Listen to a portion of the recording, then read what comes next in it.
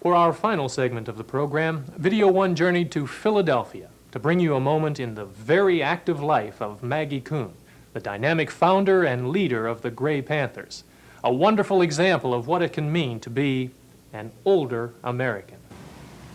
We've all got to learn to live together.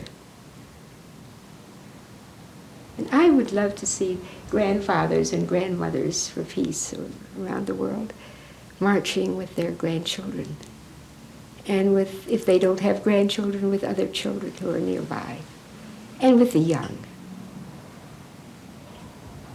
What a different world it would be. Without the promise of the springtime, without the changes in the fall, without the dreamer who's in all of us, life would mean nothing at all.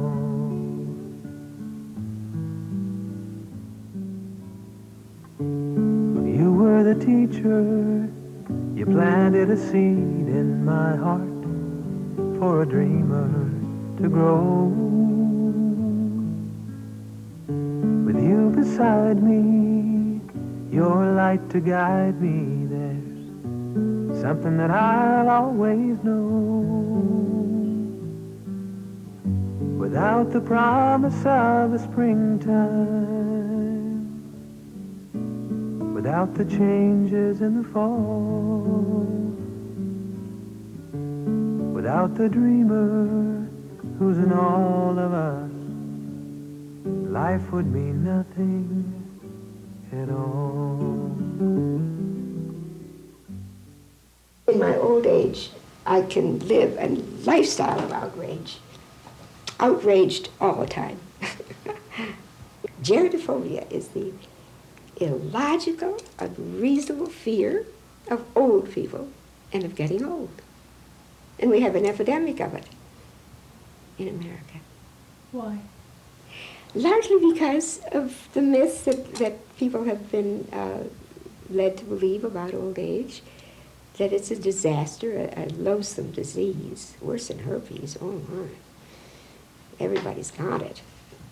It's hard to eradicate as herpes. It's mindless. It's just a question of time before your brains get soft. Senility is ultimate for everybody. It's ridiculous that old age is sexless, that you've lost the capacity to enjoy sex, to want it, to desire intimacy, and to be attractive to the opposite sex or to the same sex. But there is abundant evidence that this is not the case, that you need intimacy and love until the very closure of life. Another myth is that old age is useless. You know, what can you do? I mean, this is a new age, it's a tech age. And, Grandma, you don't know computers. What you know is dumb. Nobody does that anymore.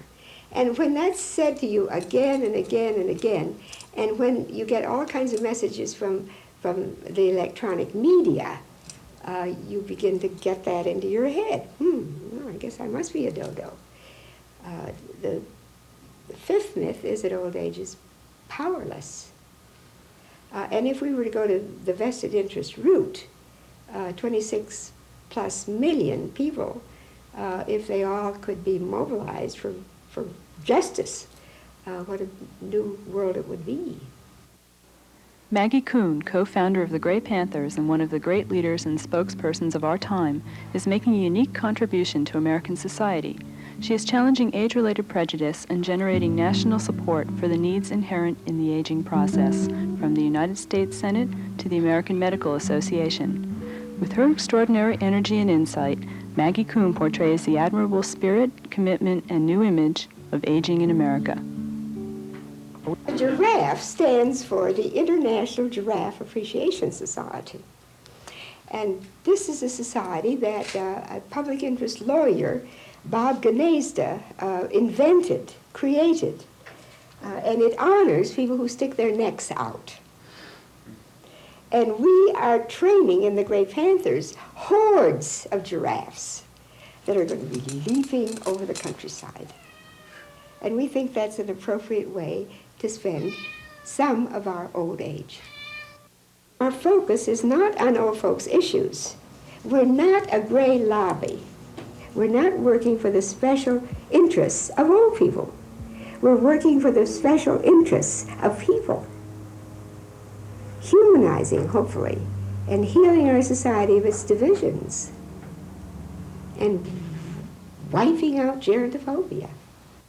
And in the Gray Panthers, we work with children, with young people. They are a part of our organization. And together, we find that we have many commonalities and needs and interests. But we also can make a new role for advocacy for the people who are in their stressful midlife. We can make things different for them when we are together. We work with the National Health Task Force of the Gray Panthers. Maggie and I co-chair that committee. And we're working on some very interesting issues now, because there's no doubt that health care, as it deals with the elderly in this country, is probably one of the finest examples of ageism and discrimination that we can find. You look at it, the profit orientation of the healthcare system, and how healthcare costs have gone up 3 times the rate of inflation, and that affects the elderly, where we have people from all over the countries who represent the different Gray Panther networks in the country. We have people on the West Coast, the Midwest, the East Coast, the South, and they all represent different perspectives on these important healthcare issues that affect the elderly. We've also made some impact in mental health. We're one of the few groups that have actually taken an interest in the mental health care of older adults. Most people seem to ignore the issue. It's kind of like sex and dying or something. Yes, and actually they think that it goes back to the myth of mindless old age, that senility is inevitable and can't be done, nothing can be done about it. You've got to ask these hospitals, are you providing the best kind of care you possibly can at the most inexpensive price for our older people and our younger people? People have said that our ultimate goal of a national health service is utopian, that we'll never have it in the United States. But I think that this issue may be one of the factors that may create a new readiness for it. You know? But actually, the issue should be in the area of prevention. We should be reaching the pre-retirees to help them with the adjustments and the losses they're going to face. And maybe then we'd cut off at the pass some of the problems they're going to run into. Of course, the overriding issue that concerns the Gray Panthers and has from the very beginning is the whole arms race. And my ultimate hope, and I share this with many around the world, is that there will be peace. And that we will find a way to persuade the rulers in the 2 superpowers that nuclear war must be stopped. You can't build down or build up or diminish this particular kind of weaponry. It just has to stop. It's too dangerous, and life is too precious and fragile to play around anymore. I've had some good times, some never should times, and sometimes are just in between. Chasing those moonbeams in my old worn out blue jeans, and getting lost in my dreams, without the promise of a springtime, without the changes in the fall, without the dreamer who's in all of us, life would mean nothing at all.